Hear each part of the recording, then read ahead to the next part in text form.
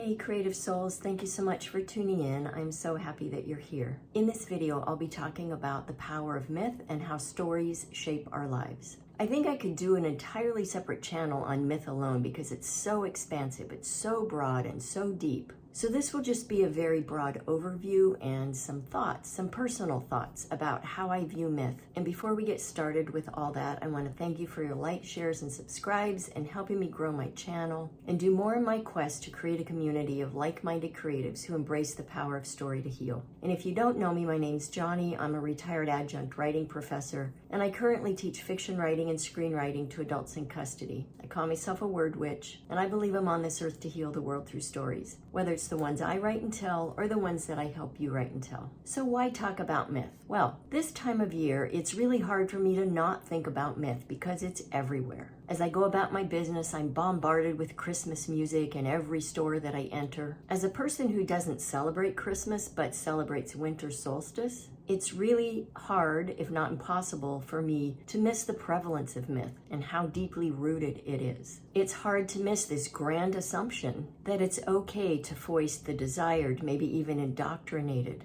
experience of some that's not really for everyone. And I know there are a lot of people who call this way of thinking the war on Christmas. But really, it's just simply that not everyone practices that particular ideology. And may I be so bold to say that even many of those who claim to don't really. I think we've lost our way. And when I say we, I mean the culture that we live in. So what is myth? The first definition of myth is this: a traditional story, especially one concerning the early history of a people or explaining some natural or social phenomenon, and typically involving supernatural beings or events. The second definition of myth is a widely held but false idea or belief. So sure, Jesus was a real person, and so were the witches, who healed people with plant wisdom, who had high intuition and honored nature's rhythms. I'd be willing to bet that Jesus and all those witches had a lot more in common than a lot of people want to admit or believe. One unfortunate thing they had in common is that their beliefs and their efforts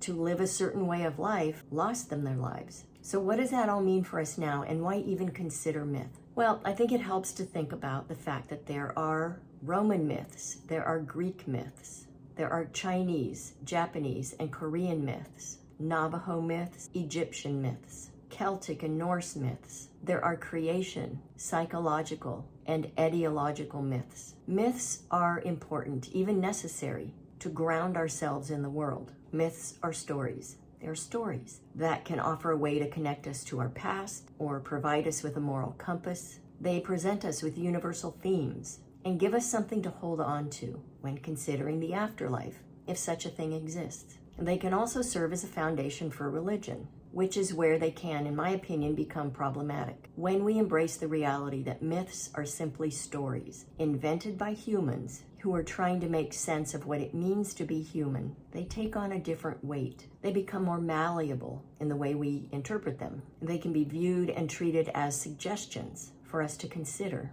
meaning that we can gravitate towards those that inform us, that inform our lived experience in ways that matter to us during particular times in our lives. And then we can move on and maybe leave some of those myths behind, or keep them, but then move on to others that teach us more, that speak to us more as we evolve and become more aware. When myth becomes dangerous, I think, is when it's treated as a concretized ideological structure that those who resonate with it must never stray away from, and when it's forced on others who have found different or better ways for them to exist and thrive in the world. The myths I align with or find fascinating are Lilith, Adam's first wife, the one about Eros and Psyche that I talk about in my full moon in Gemini video. Others are Kali, destroyer of evil forces, giver and taker of life, or Kuan Yin, the Chinese goddess with 11 heads and 1,000 arms, so she can hear and reach those in need, or Hecate, gatekeeper of crossroads, entrances, and witchcraft, or the Sumerian goddess Inanna, who goes to the underworld to overthrow her sister Ereshkigal, and then dies in the process, but rises up and returns to life. And then there's the Buddhist goddess, the Great Bliss Queen, who is neither feminine nor masculine, but neutral in gender, and symbolizes non-duality, especially in terms of the concept of empty space and enlightenment. The notion that when we are able to be both empty and full at the same time, we move closer to being enlightened. Myths are simply stories that express archetypes, or universal patterns of human experience and behavior. They can serve as roadmaps for the things we strive for, and they can serve as mirrors that reflect who we are, so we can see the parts of ourselves that need attention, that need to be transformed. And what do we writers do? We write stories that do the same thing. So my questions for you, lovely writer: why do you write the myths that you write? What do you want them to do in the world? And how do you want them to make people feel? And maybe most importantly, why do you believe them? As always, I send you mad writing mojo. Happy writing.